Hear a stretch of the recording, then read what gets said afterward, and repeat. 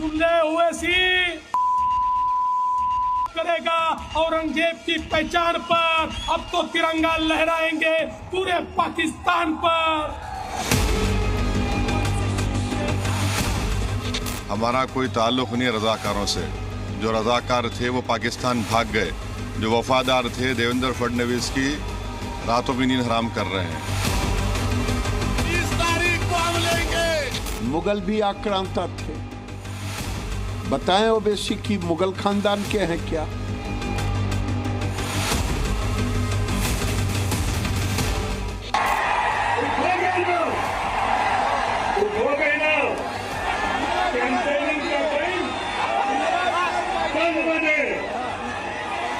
अभी 15 मिनट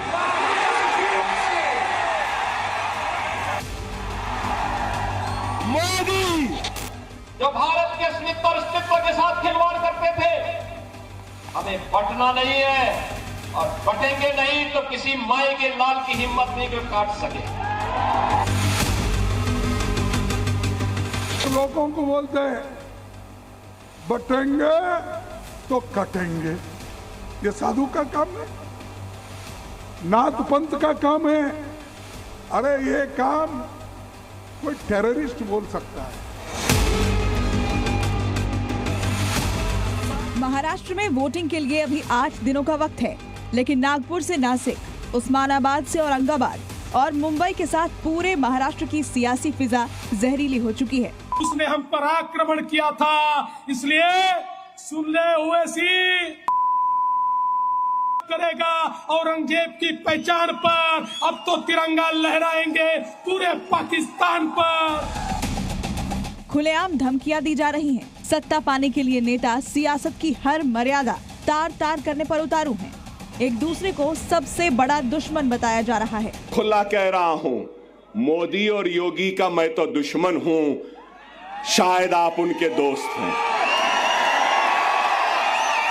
बताओ उनको, जाकर बोलो। बात छोटे ओवैसी की हो रही है तो इनके 15 मिनट वाले बयान को कैसे भुलाया जा सकता है? वही जिस बयान पर छोटे भाईजान अभी अभी बरी हुए हैं। 9:45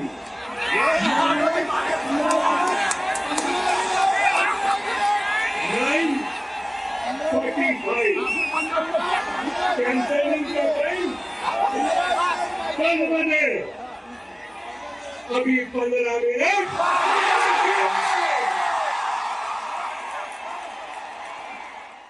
छोटे ओवैसी को उन्हीं के अंदाज में जवाब भी मिला जब बीजेपी नेता नवनीत राणा ने 15 मिनट की बजाय सिर्फ 15 सेकंड की बात की।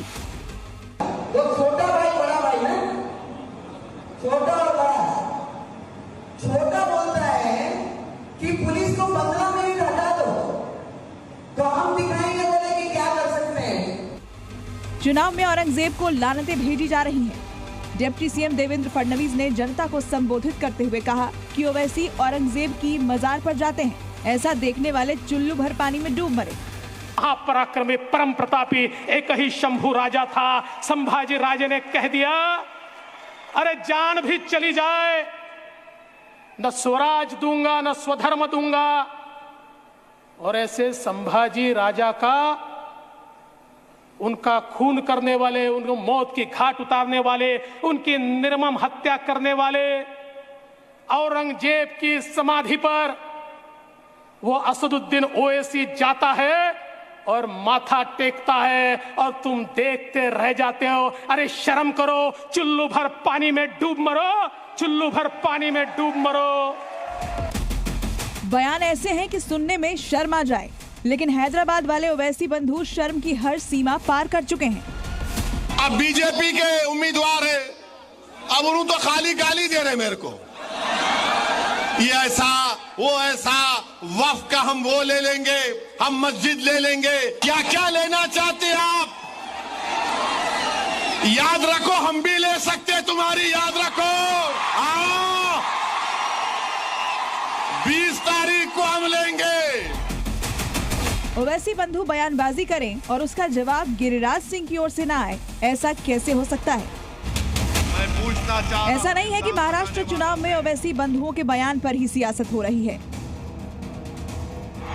योगी एक तरफ बटेंगे तो कटेंगे का नारा बुलंद कर रहे हैं, तो योगी से बयानबाजी में सीधी लड़ाई कांग्रेस अध्यक्ष मल्लिकार्जुन खड़गे संभाले हुए हैं।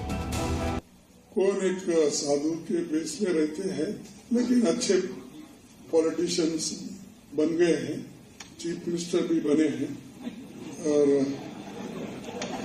उनका गेरुआ कपड़े पहनते हैं और सर पे बाल भी नहीं रखते।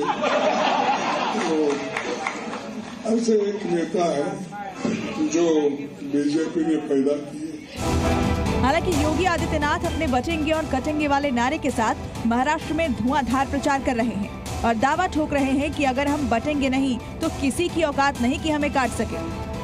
भारत विकसित भारत तब बनेगा जब एक रहेगा। ये जाति के नाम पर, मत और मजहब के नाम पर, क्षेत्र और भाषा के नाम पर बांटने वाले लोग ये देश के दुश्मन हैं। भारत के अस्मिता के साथ खिलवाड़ करने वाले लोग हैं। ये वही लोग हैं जो अंग्रेजों की चाकरी करके चाटुकारिता करते थे, जो भारत के अस्मिता और अस्तित्व के साथ खिलवाड़ करते थे। हमें बटना नहीं है और बटेंगे नहीं तो किसी माई के लाल की हिम्मत नहीं कि काट सके। खड़गे यहीं नहीं रुके, उन्होंने योगी के भगवा कपड़ों पर बयानबाजी के साथ ही उनके बटेंगे तो कटेंगे वाले नारे को आतंकियों की भाषा बता दिया। ये कह रहा हूं उनको, बीजेपी को, या तो सफेद कपड़े डालो या तो सन्यासी कपड़े डालते हो, गेरुआ डालते हो, पॉलिटिक्स से बाहर हो जाओ।